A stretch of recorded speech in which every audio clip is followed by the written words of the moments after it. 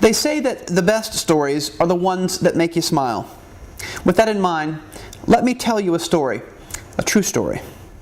If you walk down South Meeting Street, just across from Hibernian Hall, there's a street that is very, very bumpy. Local lore says our members would frequently prescribe a drive down that cobblestone street if your pregnant wife was past her due date and you wanted the baby to hurry up. Labor Lane, they called it.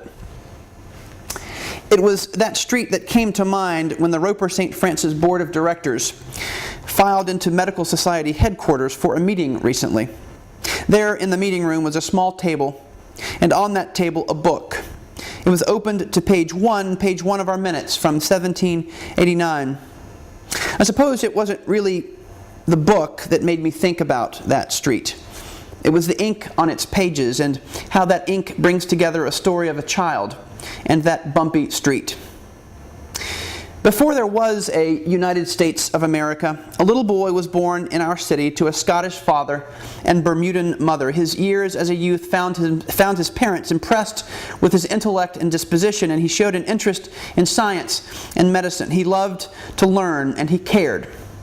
Like most parents still today, they wanted the best for him, and as such his mother took him down a bumpy Charleston cobblestone street to the door of one of the most respected and learned men of the city, Dr. Lionel Chalmers.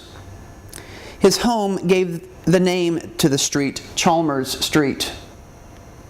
That same Chalmers Street, still bumpy, that we can walk down today right across from Hibernian Hall.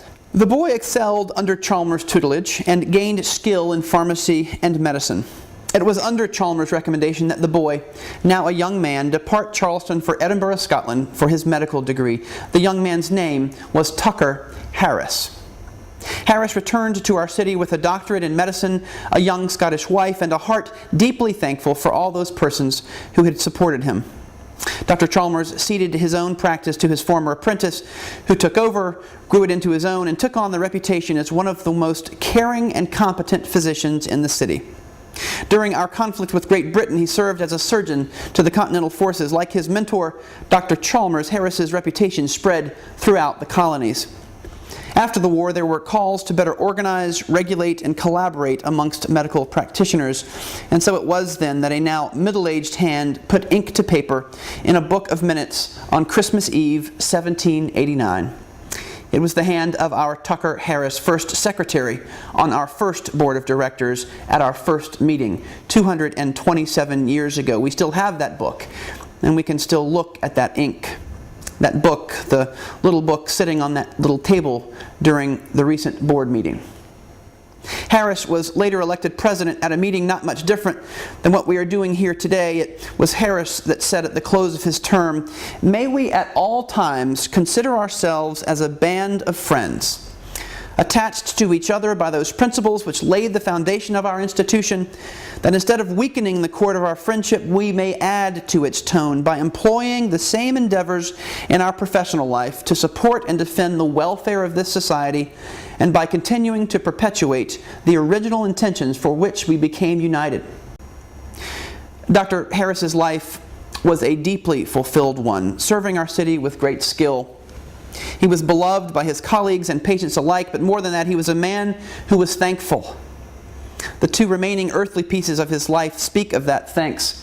A small portrait here in the Waring Library with the inscription, "Friendship and Maternal Love," and his thesis, still archived 3,800 miles away in Scotland, which he prefaced with a dedication in Latin to his mentor, Dr. Chalmers. Both of these speak of a seemingly inauspicious day when a loving parent took her young son down a cobblestoned Charleston street to a caring teacher. From this was born a life of great service. Dr. Tucker Harris passed away in 1821. His death was announced in newspapers in Charleston, New York, and Boston.